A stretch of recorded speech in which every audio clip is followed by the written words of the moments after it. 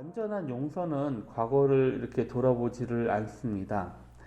야곱이 죽은 후에 형들은 요셉이 자신들을 징계하지 않을까 이렇게 두려워합니다. 형들은 그래서 아버지가 허물과 죄를 용서하라 라고 하는 그 유언을 남겼다라는 것을 이제 요셉에게 전달합니다.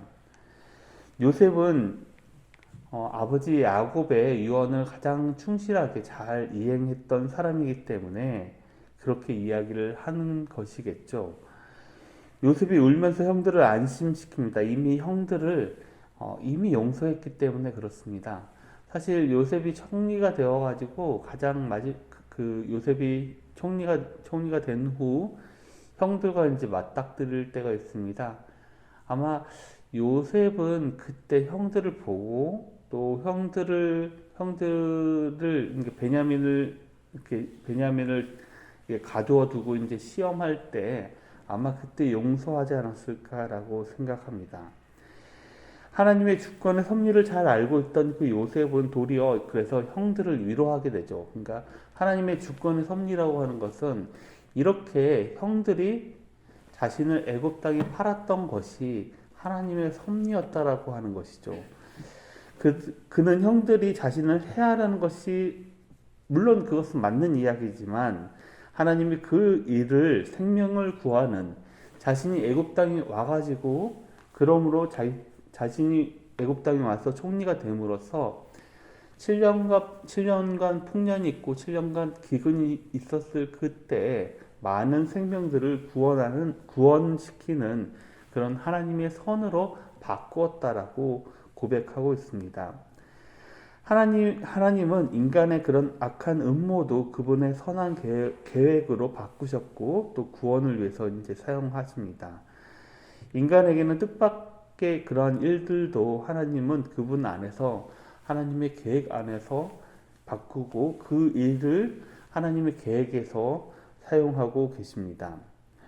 이처럼 우리 이제 창세기 보면 여러 가지 인물들이 나옵니다. 이제 여러 가지 인물 중에 이제 야곱도 죽고 이제 마지막으로 이제 요셉도 이제 죽음을 맞이하게 됩니다. 요셉은 이제 110세의 생을 누리면서 이제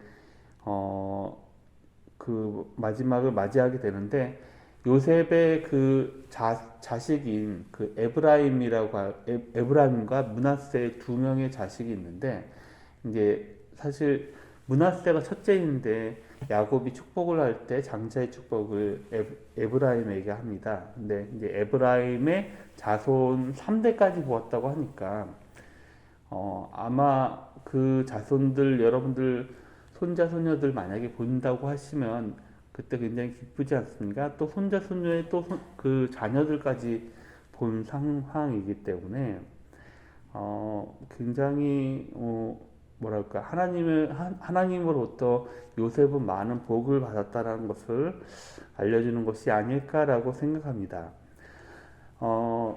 이렇게 죽음을 앞둔 요셉은 형제들과 친족들을 불러서 유언을 남기죠. 근데 그 유언이 이제 24절과 25절에 있습니다. 한번 24절, 25절 말씀을 같이 한번 읽어보겠습니다. 24절과 25절 말씀을 좀 길지만 한번 같이 한 목소리로 읽어보겠습니다. 시작.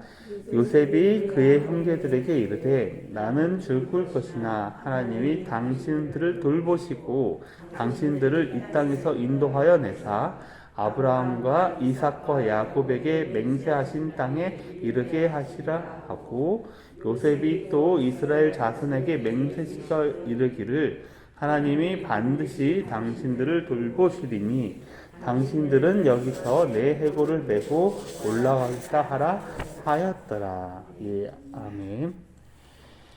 24절과 25절 말씀을 보면 이제 그 요셉이 24절에는 그 형제들과 친족들에게 자신의 유언을 하게 되고 25절에서는 이제 이스라엘 그 모든 사람들 그러니까 당시 야곱으로부터 출산된 모든 이제 애굽 땅에 갔던 모든 사람들에게 아마 3대까지 자식을 보았다고 하면은 그 사이에 아이들을 많이 낳고 해도 굉장한 큰 대가족을 이뤘을 텐데 그 큰 가족을 이룬 모두에게 25절에 이제 예언을 하게 됩니다. 이처럼 요셉이 그렇게 그런 삶을 이제 마무리를 하면서 이제 창세기를 마무리하게 되는데요. 그런 요셉의 우리에게 참 본이 되는 그러한 인물이 됩니다.